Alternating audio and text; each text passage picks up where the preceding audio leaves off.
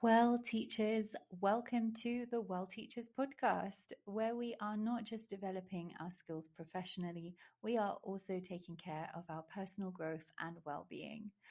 I'm Sumbula, also known as Sumbul, and I'm so glad you're here. Let's get started. In this interview special episode, we are doing something slightly different to previous episodes and having a detailed discussion with teacher Sabahat Farooq.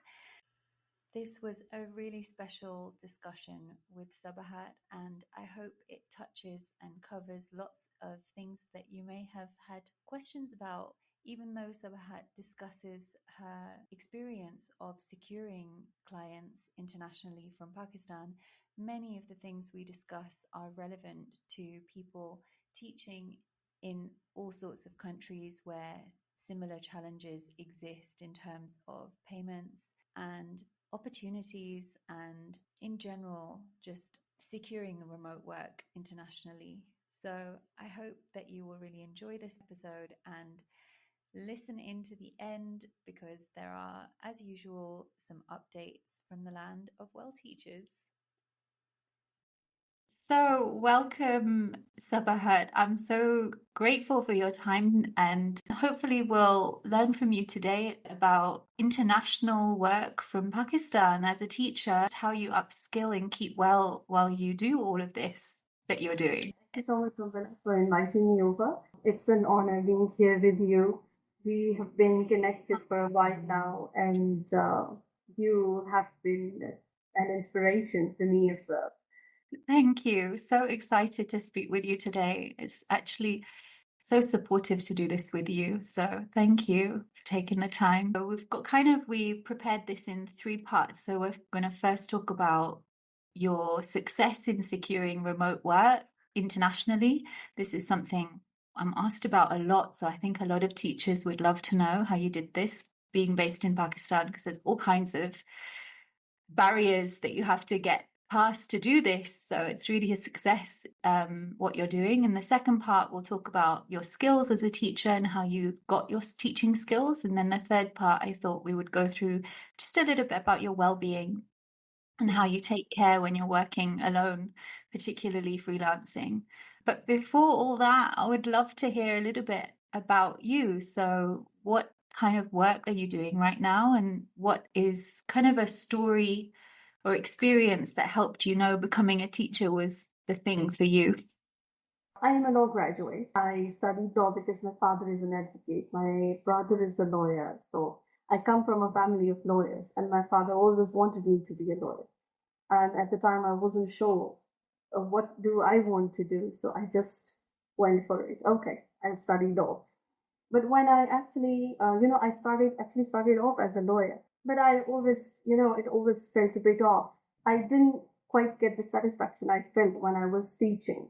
That's when I decided to shift towards teaching, and I homeschooled my own daughters, and I actually enjoyed the process. And after that, when I actually started teaching formally in schools, that was something of an aha moment for me. I never looked back since then. This is a big career pivot. I'm sure it was a big one for your family to accept as well, if you came from a family of lawyers. Yes, exactly. My father would tell me that it's quite lucrative being in the profession, working as an advocate, or even if you want to go for judiciary. And I said, no, even if teaching is not, if it doesn't pay very well, I'll still go for it, because this is what I love doing. That satisfaction part is more important to me. There's something about personal fulfillment that is very unique to each person, I think. And it's great that you found that. It's something you can't. Exactly. Just as you mentioned before, working in schools and in institutions can be a bit overwhelming because of so many other things, because of the social dynamics and the politics going on. But still, teaching itself has this built-in reward system, when you see the impact of your efforts on your students, watching them grow, improve, it is really rewarding. So what subject and age group are you teaching at the moment? And actually, I don't know if we've specified, but where exactly are you based? I'm in the capital city, Islamabad, Pakistan. I work remotely Great. and teach English at pretty much all levels. I start with the little ones in Oh, Montessori, teaching them phonics and helping them with how to read. And then I work with elementary level kids, moving up to O level and IGCSE English as a first and second language both. And on top of that, I also help students prepare for IELTS exam.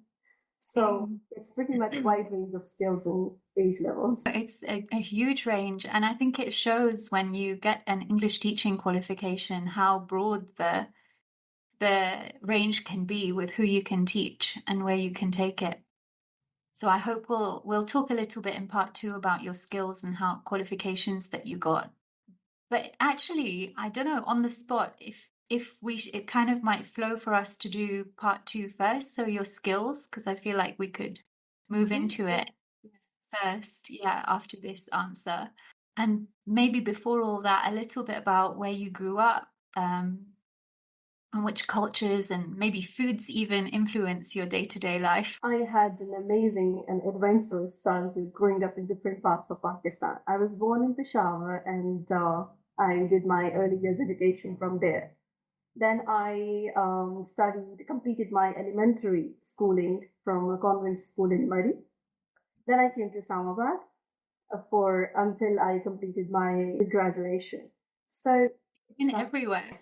yeah, Islamabad is my favorite city so far. And but I still miss the part where I was in Murray because of the nature side. I love countryside, and I still dream of spending the rest of my life in countryside. I'm figuring it out. Oh, If I yeah. Well, I think you're working on it. I think you're going there. So let's start then. The first part after this intro of your skills and upskilling. So, kind of what qualifications did you take after deciding that you weren't going to do law and then you started homeschooling? And what happened at that point in your career that helped you kind of, yeah, get the skills you needed to start teaching? Basically, I started working with schools, and I gained most of the experience and the skills from teaching at different schools. So that was the foundation. But later on, I realized I need more training, and So did you that's when I have a qualification before you started going in and working with schools, or you kind of were just going in and getting hands-on experience through your children and through, yeah. yes, Mm. yes, like I started with Montessori level and grade 1 and 2 students. I didn't have any education at that. But later on, when I applied to teach English at middle school level, secondary levels, I was told if you have a major in law and Yeah. your background education doesn't match. That's Mhm. when I decided to take these Cambridge qualifications. So I did this course, TKT and CELTA, and I really enjoyed it, but I wanted a bigger challenge. So I did my CELTA in the year 2022, and it was my husband suggested it. My husband actually Okay. helped me find this course, with the holistic approach. He was very supportive at that point. He knew that I was really passionate about teaching, so he said, "You should." Yeah, It's quite an investment. The CELTA is a huge investment. And did you do that in Pakistan? I did it in Pakistan. Yes. And whereabouts, how did you find it and how did you get on? And My husband did everything to me. you have to bring him on then and get him to tell us. Yeah, so he said that since you really enjoy teaching so much, that you would really benefit from it, and it was a life-changing experience for me. Yeah. It really transformed my approach to teaching, and it was amazing. And since then, I've continued to develop myself as a person, and no matter how much I study or do my research or do these courses, I feel like I still need to learn a lot. But before Mm. that, I was like, oh, okay, I'm a good teacher, I know a lot. But now, the more I learn, the more I realize there is still so much Yeah. that I don't know. Yes. Yeah, Yes. that's amazing. Yeah, there always is. I would really like to know. I know other people in within Pakistan who want to do the CELTA as well. So just to a practical point, was it in a language school? Was it part of, like, do you remember where exactly you did it? The place? I did. There is only one authorized center in Pakistan. It's ICD, Institute of Career Development in Lahore, and they conduct the CELTA course Oh, more than twice a year. They conduct okay. physical courses as well, and they do online courses as well. So I was in Islamabad at Mm. that time, and for the physical course, I had to travel to Lahore, so I chose to do it online. It's an excellent experience. That's really, really interesting because I've been looking recently and I thought there wasn't anywhere in Pakistan that you could do it. And 2022 is not long ago, so it's They good to started know. it, yeah, but they did their first course in 2019. I recommend a lot of to a lot of people that you should go for CELTA. You should do this. You should have the experience that I did. But most of Yeah, the people, they're like, it's the money is huge it's a big fee. Yeah, and it is a big yes. fee, but it's such a life-changing course. I remember I did the CELTA in the UK and it was just after I had, it was before I did my degree. Mhm. And I managed to secure work after that. Like it's been the most profitable course for me. Like once I had that course, I was able to really get going with tutoring, with applications to language schools, with all kinds of things opened up. And I didn't have my degree at that point. So it's such a practical, it gives you so many practical skills. Completely agree on that part. Exactly. I tell everyone it's an investment in yourself. Yeah. Yeah, it truly is. And it's quite a personal development journey as well on that course because you're doing a lot of varied things. Like one minute you're being observed while you're teaching, the next minute you're learning or observing, and then the next minute you're doing an essay. There's Exactly. so much going on. Yeah. Component. It's amazing. Yeah. And no, this is so helpful. And what is also helpful, I think, is that you started teaching without, you know, by going in and actually being in the schools and observing and getting involved in a hands-on way. And I think this is such, it can be a controversial way to start teaching, right? So some might In say you're Pakistan, not, it's the common yeah, way. that you're not, yeah, it's very common actually, isn't it?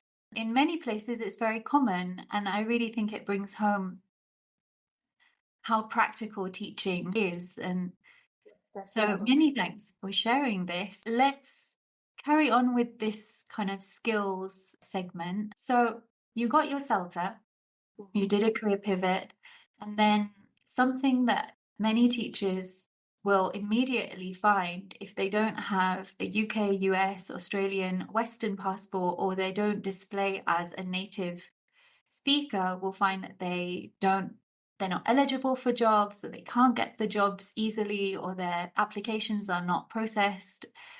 It's the first thing that often teachers will say to me when I say, apply for this job or use TEFL.com. So what issues have you faced, if you would like to share, as a non-native English language teacher? And I know there's controversy as well about the language here. So I've been told that in academic language, it's first language English now, but you get the idea. What issues have you faced, if any? I understand this issue very well, but because I have heard a lot about it from colleagues who are working outside Pakistan. But to be honest, I haven't faced this personally. Why? Because I haven't applied anywhere abroad. And my main focus has been teaching here and tutoring online. And I've never applied to any websites as well. So I don't think I can actually talk about it much. But yeah, I don't have any first-hand experience. Yeah, but there is this thing, there is this discrimination I've heard in terms of even if they manage to get a job along, even if they have the certifications, they do not get the justified salary. So it's Mm. about pays, and that is something very disappointing. It can be. And I suppose then if you haven't faced that so much because you haven't applied internationally, what kind of issues do you face? Someone who has, I think English must be your second or third language. It's not the one that you grew up perhaps speaking at home. So Yes. Do you face any issues in that regard as someone who did the CELTA, is not a first language English speaker? How does that feel? What are the challenges associated, and how do you overcome? For me, it's all about preparation. I've Mm. never struggled with confidence as a teacher. And I strongly believe whether you're a native or a non-native teacher, nobody's Mm. perfect and Mm. nobody is expected to know everything, but preparation is the key. And Mm. when you're open to learning and when you grow and you learn a lot, that matters most to me. Preparation, being prepared. And preparation, so not just in terms of preparation for the lessons, but you're talking about preparation of language. Am I right? Language. Exactly, everything. And how Not do you just do one that? lesson. How do you prepare the Like, language? well, I continuously work on my professional development. After having done my CELTA, I decided there and then that I will continue to do these courses. Uh, Mm.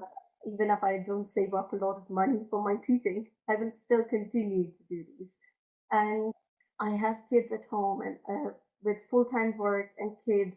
Of course, there's a lot of material out there. There are unknown ELT materials, books, and we can self-study as well when if we are sure which direction, if we know the direction and everything.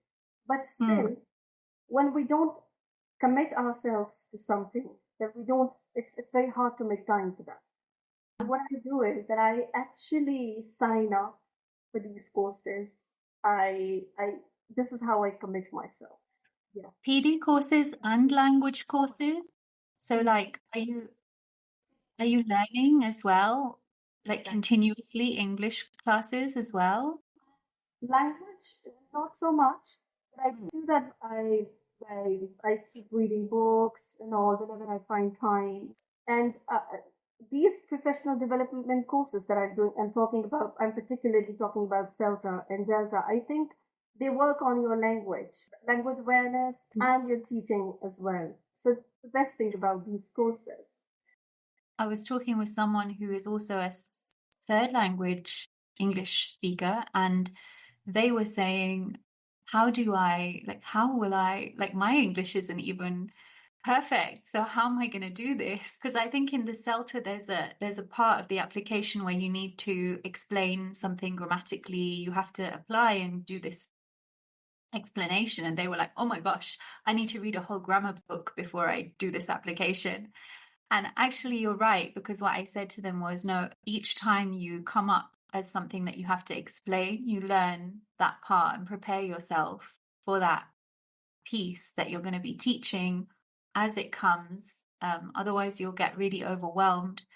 And if you're continuously teaching, then you're continuously preparing, right? Is that what you mean? So that's how Exactly. your Yes, English is yes. improving and giving Exactly. you If I was confidence. teaching, yeah, you would understand it. But as a non-native speaker, sometimes it's difficult for me. Okay, what's the difference? And then I look it up, and then all right, so this is the difference. And I only do this when I'm actually focusing on these things. So after having done my Mm. CELTA, I thought of I had done IELTS, but that was without any preparation or anything. But after CELTA, I thought of having a proficiency certificate, and I wanted to go for the Cambridge Advanced exam or CPE. Maybe I was planning to start preparing for it, but then Mm. someone suggested that I go for the Delta. I said okay. Yeah, I said okay. But then I was delaying it, and it was actually one of my tutors on the Selva course. So I received Mm. an email from them one day, and they said that if you're interested in doing the Delta, and my youngest baby was 4 or 5 months old at the Oh, time. I said, yeah. no, how can I do it? And there were only 3 months remaining. Exam was after 3 months at the time. So they said, no, it's okay, you can do it. Then I started preparing. It was hard, but I enjoyed it. And after having done my Delta Module 1, I think I still don't know anything. Now I think I need to learn more. No, am I right? You've done your Delta now as well. So you have a CELTA and a Delta. That's a module one only. But that's brilliant. And I guess that keeps you like continuously training professionally as well, because the Delta is really intense.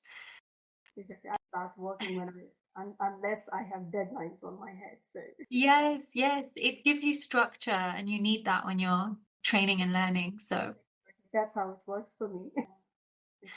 great. So also on the skill, since you are remote tutoring, I would love to know what are your favorite tools for remote international tutoring, particularly being based here in Pakistan, because not everything is accessible immediately sometimes. So, and I mean tools in terms of everything from payments to teaching to what are the tools, your favorite tools or your most reliable ones that you're using? The payment part is the most tricky part, the most difficult part. It's very difficult. Being in Pakistan and receiving payments, international payments is, Internationally. yeah, the most popular method is PayPal, but it also comes with very limited access and high fees. Mm. And other than that, most of the websites that we go to and we try to apply there, even if we manage to get ourselves registered on those websites, then the problem remains. How do you receive payments? That's the biggest because there is so much talent in Pakistan. There are so many talented people, freelancers, and there are people working already, but it's not easy. Am I hearing that PayPal is the main way that you're getting your payments? The main way, and it also Right. doesn't come with full it's full options and full access. So there's limited options on it as well. Exactly, exactly, Mm. exactly. Okay, so that's payments. And are you ever in a situation if PayPal doesn't work where you have to use something else?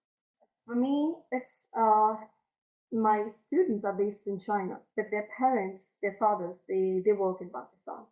So it's easy for Ah, them to transfer it directly in my bank accounts because they have from Pakistani account to Pakistani account.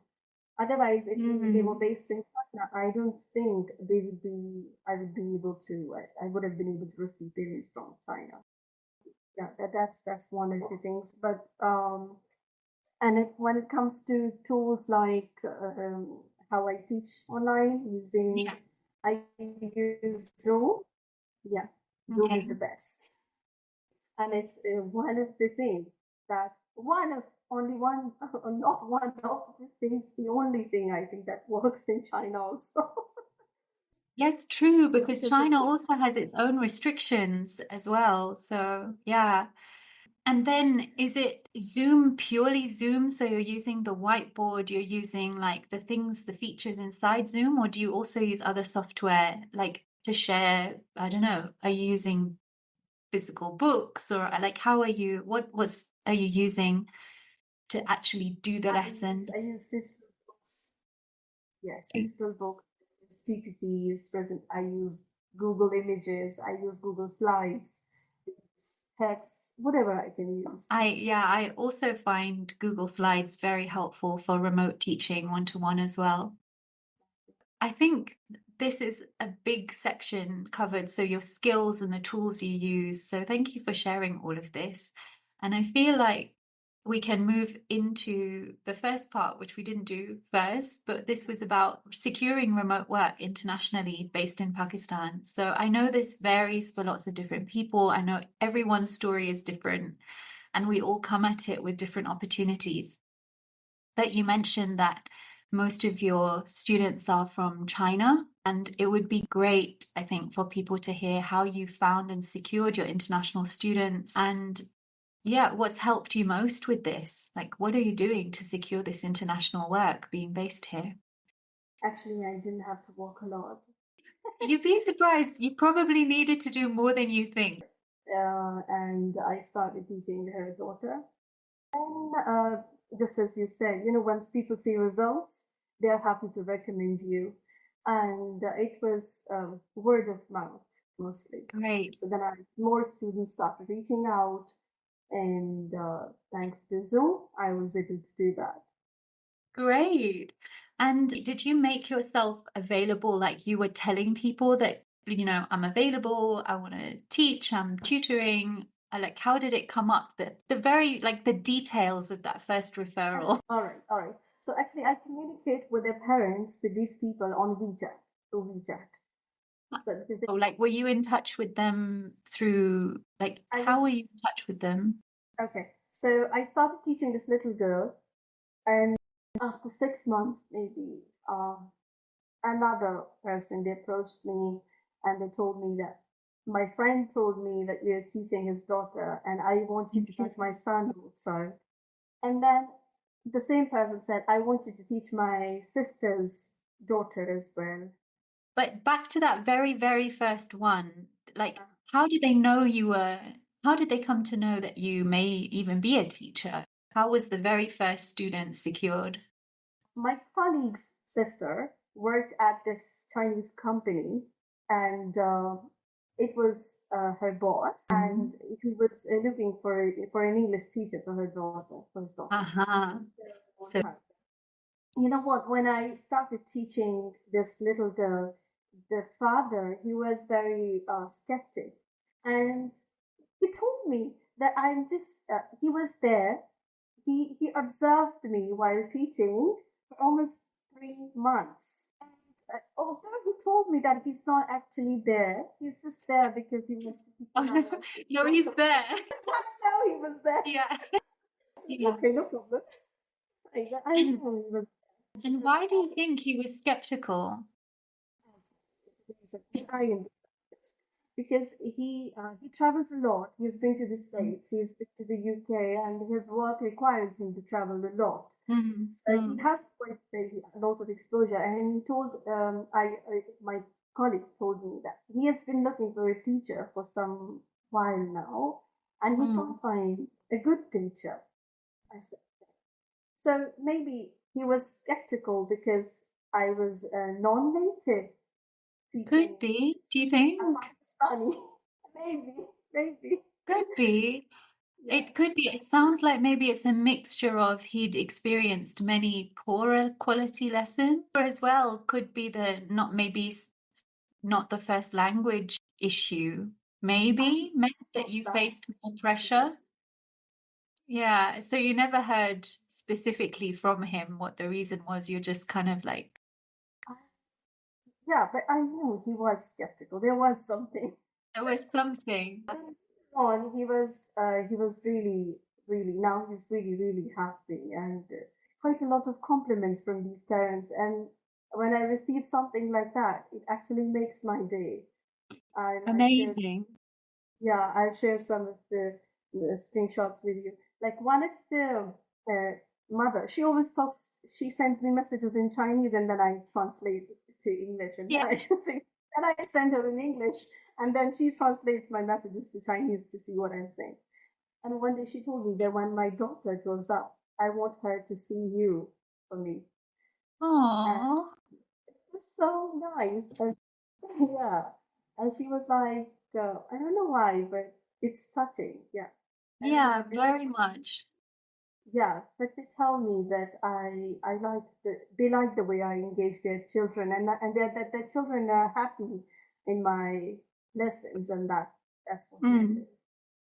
Because I just think, yeah, this is just, sorry to interrupt. It's no, so important for, I think, people to see how hard it is to, I mean, you must have been consistently delivering excellent lessons, being observed for months, you said. This is not like a one trial lesson observation.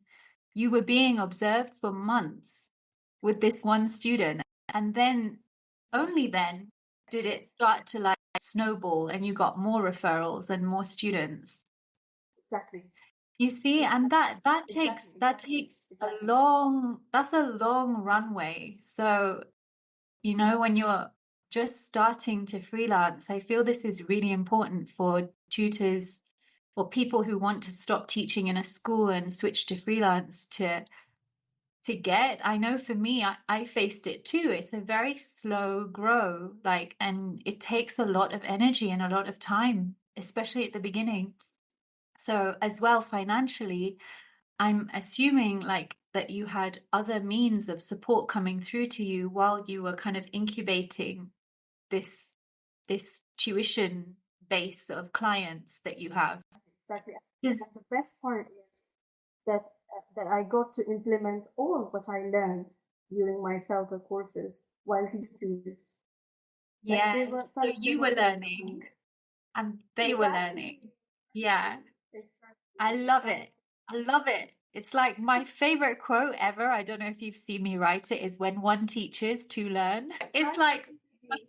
favorite quote. And this is why, this is it, because I experienced that too. As soon as I started teaching, like I was like, oh my gosh, I'm learning so much. Like now, like some of them are quite young, they're 8 years old, 9 and 10, and I teach them grammatical concepts. And now when someone asks me how to teach grammatical concepts without using meta language, I can answer that very well and I can show them. So that's amazing. Of course, there's a Amazing, lot of work to be amazing. done. No, it's awesome.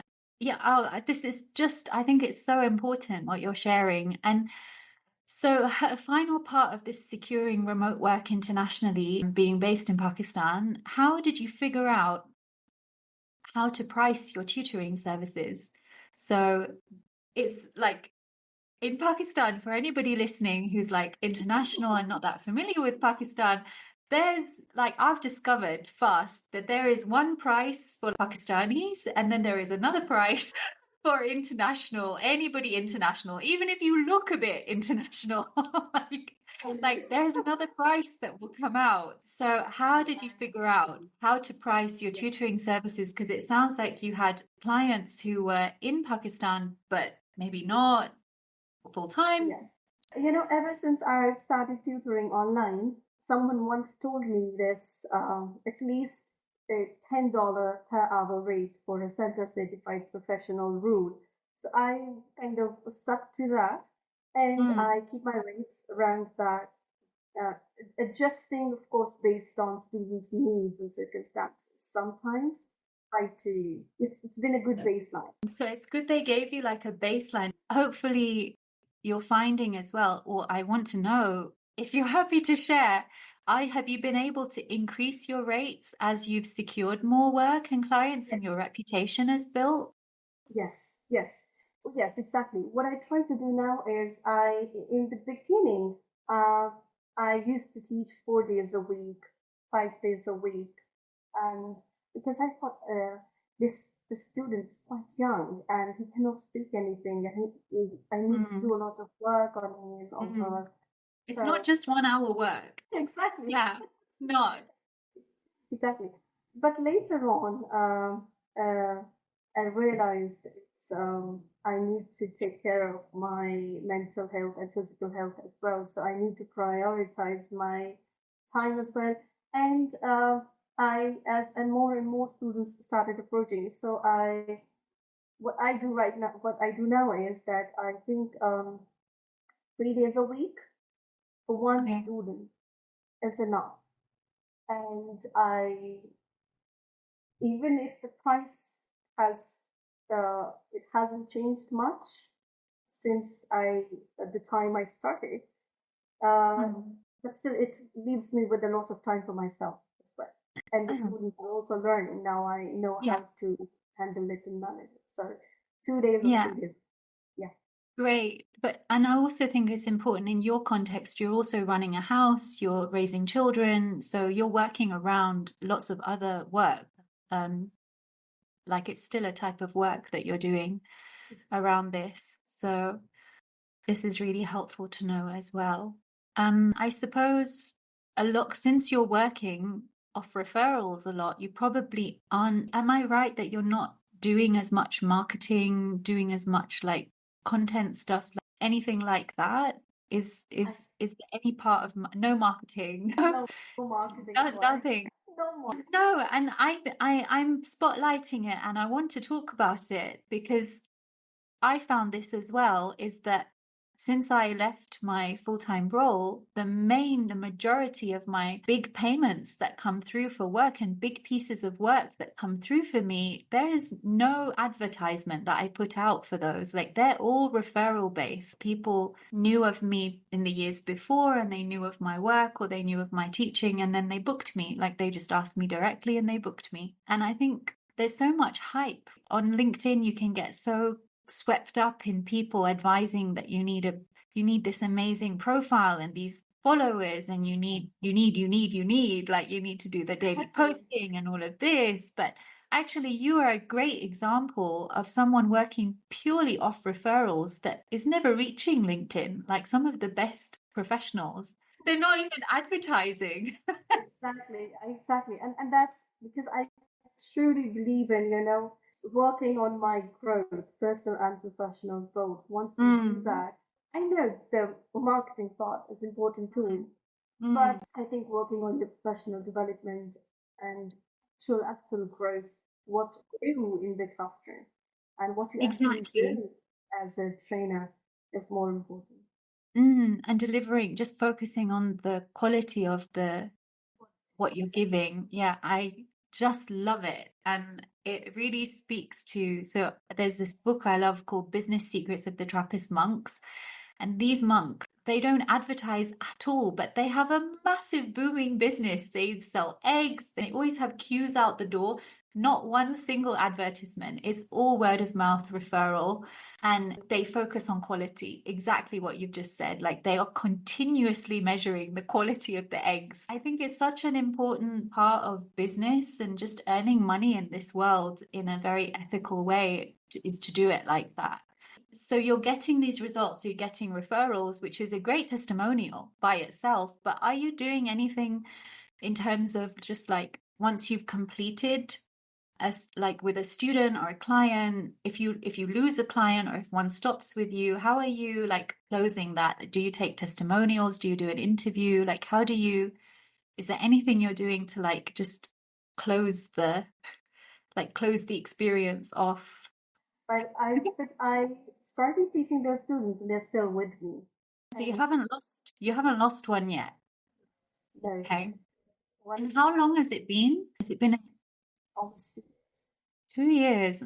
That's really awesome. Yes, and one of the mothers who told me that you have to help my child get that certificate. It's a Cambridge proficiency certificate. They call it KPE at Mm. the elementary level, I guess, or PTE, something like that. Okay. Like, yeah, before it's for the elementary level kids. I said, okay, so when's her exam? And she said, like, after 2 years. I said, oh, I don't know if I'll be teaching her for so long. You are. I see. Oh, that's great. So assuring as well. And I feel like you're going to have a great relationship with those students for the rest of your life. For me, I still keep in touch with so many of my students just outside of the teaching experience we had together. Yeah, and the amount of trust that those put in me, and the confidence they have, it's rewarding, I feel. Very rewarding and very underrated how much that trust impacts you being able to earn money like this independently of a system, of an institution, just coming to you directly. I think it's so underrated, so underspoken about. Everyone is talking about digital branding and marketing and having this profile, but actually it comes down to just doing a great job and keeping the relationship priority, which is what you're doing, and you're making it, like, you're Exactly. making a success of it. Exactly, exactly. Sometimes these things matter more because I love to hear these things. They're feed, but this is kind of a feedback for me from the parents. Earning money is good, yeah. That's of course that's the best part, of course. But Yeah. I think my productivity, the level of my enthusiasm, I keep it at the same level when I receive feedback from the parents. But for example, when I give a demo lesson to a new student, their mother and their father, I know both of them are there with the student at the moment when the demo lesson is going on. And after the demo lesson, the father tells me in their broken English, "Thank you, Miss Sabahat, for your professional teaching." I'm like, okay, so he understands that it was something good. Yeah, it left an impact. That makes me feel good. Oh, all right, he understood what Awesome. I'm doing. Yeah. Yeah, it's that job, it's that satisfaction again, taking pride in the work you're doing when you hear such good things about it. Oh, I'm so pleased. If we take just a couple of minutes, maybe no more than maybe 5 minutes now, we can just do a little bit on the third part, which is about well-being. So as you know, a large part of this podcast of my work right now is supporting teachers with both not just PD and professional development, but also their well-being. And we've had a really crazy year, and I really appreciate, how we connected over the genocides taking place, especially in occupied Palestine and now in Lebanon. It continues to get worse and worse and worse. And I think the way we connected was really supportive for me in terms of my own well-being and taking care this year. And in general, you're very motivating and encouraging in the work that I'm doing. So for me, I kind of answered this part myself a little bit here, but for you, what do you find most challenging these days while you're teaching solo, and how do you overcome it? And how do you make sure that you're recharged, you're keeping well? Would be You're right. great to know. You're right. And a lot of what's happening around the world has changed my perspective on so many things in the past 1 year. I find I've always loved countryside, but now I find city life less and less appealing. And a lot of my work requires social interaction with people, which can be very overwhelming for me as the week drags on. And by the end of the week, I just trade everything for, just for a quiet spot in the countryside and just sitting under a tree and staring at the mountains for hours and doing nothing. So that's what I do. I think I make sure that every week I try to go to my village. I'm blessed that I have a place to go to, and it's a hilly area, it's in the mountains. So there's very peaceful and backward, and that's backward in the terms of that there's not much development, no roads, no people, no noise, and that's the best part. Simple. I feel like that's forward these days. I wouldn't call it backward, exactly. Yes, exactly. That's the best thing.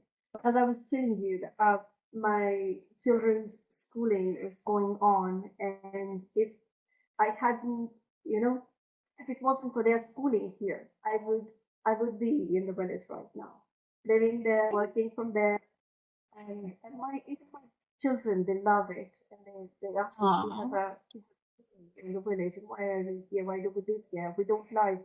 We can go out, we can play in the fields, we can look at the sky. Here we're locked into Love these it. boxes.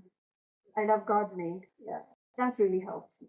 It's So very you good. live in the city full time, and then you're going out every week to Murray. So from Islamabad to Murray each week. Yes, Great. weekdays. And that's where your family is as well. My You family have, is also they're not in Islamabad, in Murray. no, they are not in. Yeah, Ah, that's actually my grandparents' house. great. And I don't know about you. For me, my move to be I've been exploring this year, moving and living and working in Chitral, and it's like a rural part of northern Pakistan. And for me, it was very much influenced by seeing what's happening to people's land, to people's homes. It really made me really, really want to return to a natural setting, a simple setting, and just really appreciate the land that I have ancestral roots or ties with. And do you feel that that's true for you as well? Exactly.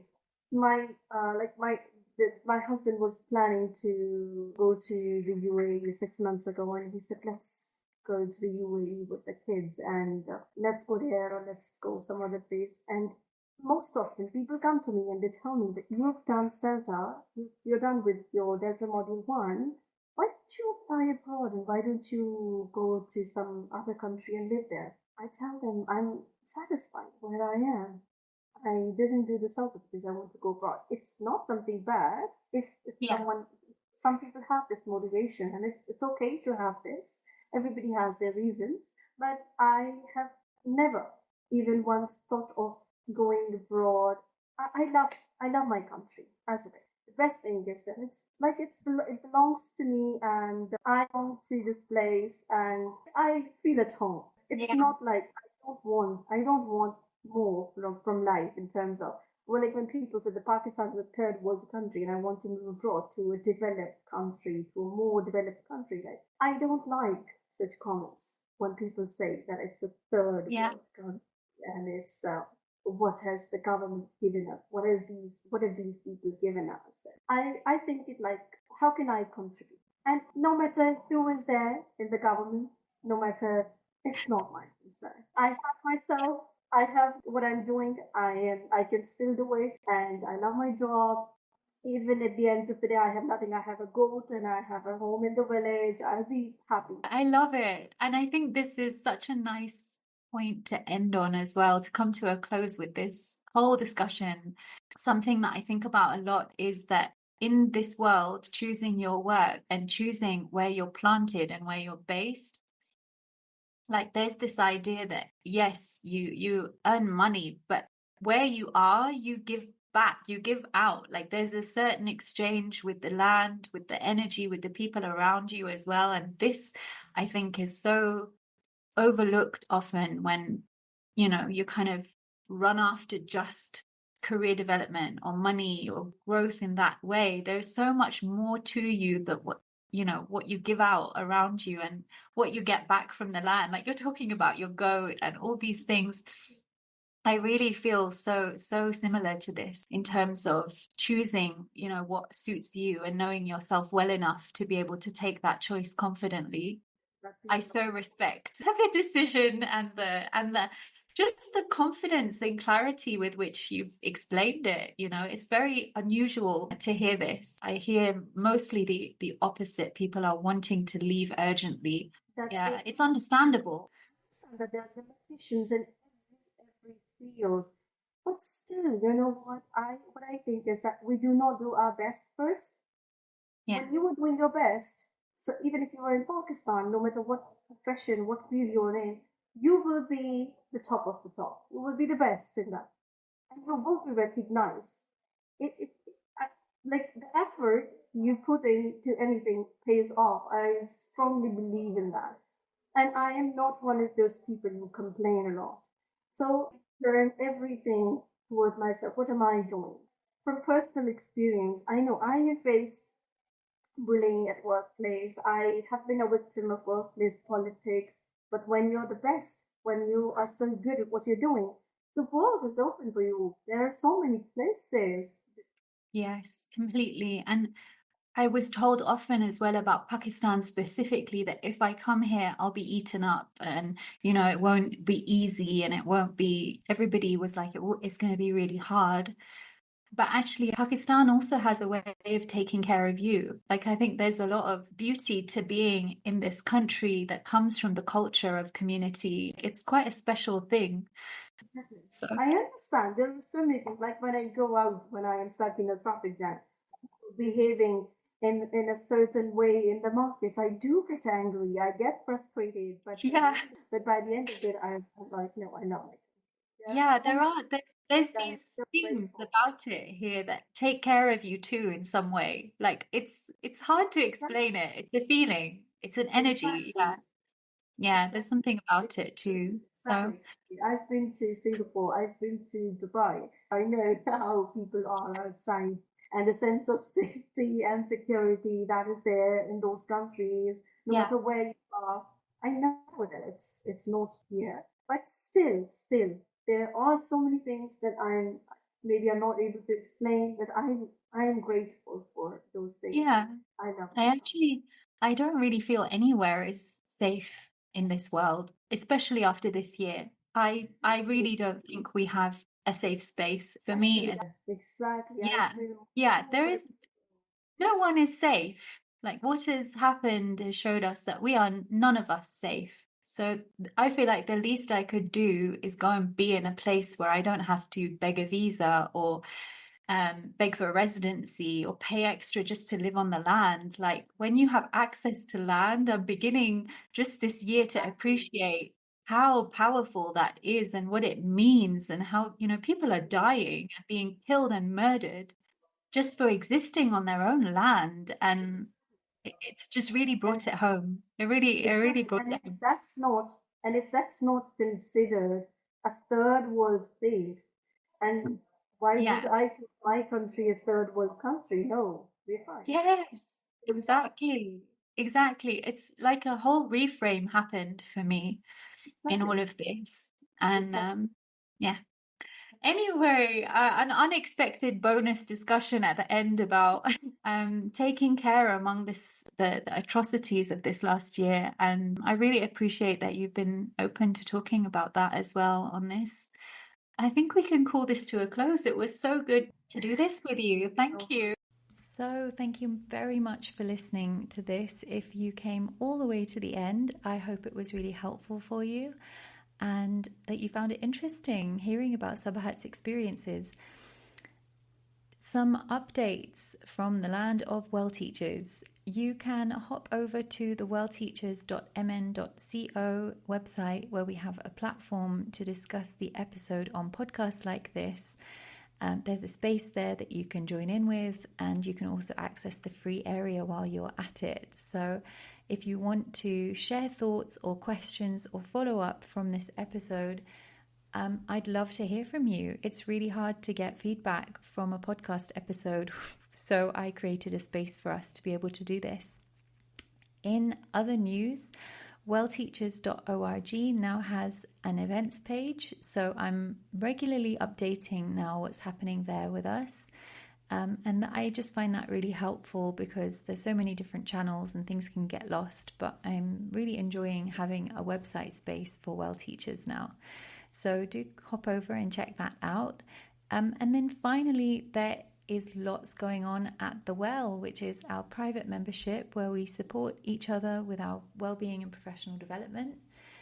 This is a really cozy group who are just, in the words of one of the members, a supportive community who turns the most serious of PDs into friendly laughs.